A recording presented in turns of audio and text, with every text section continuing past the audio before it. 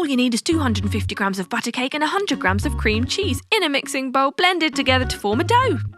Next, we get 250 grams of chocolate cake mix and 100 grams of cream cheese and mix that together in a separate bowl. Right, once our doughs are ready, we just put them aside and time to melt some white chocolate. Yes, we've melted some, we're going to pour it into our popsicle moulds, filling them a third of the way. We've coloured some with food colouring, let those set, and then start to add the cake mixture in there, some chocolate and some plain butter cake. Adding our popsicle sticks in too. And finally, more melted white chocolate goes on top. Smoothing it over with a spatula. You can have fun with your colours here, experiment, maybe even do half and half.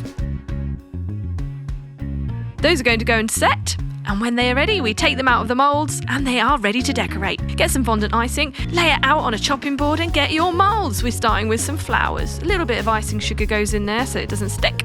Sticking our 3 coloured fondant icings to form a beautiful rainbow flower.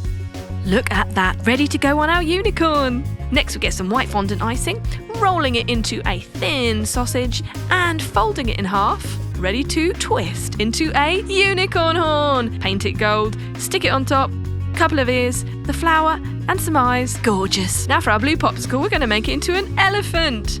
Beautiful. Perfect for little kids and animal lovers. And a gorgeous pink one too. Which one do you like best? Have fun with these. Create your favourite animals. And don't forget to eat them. Yum!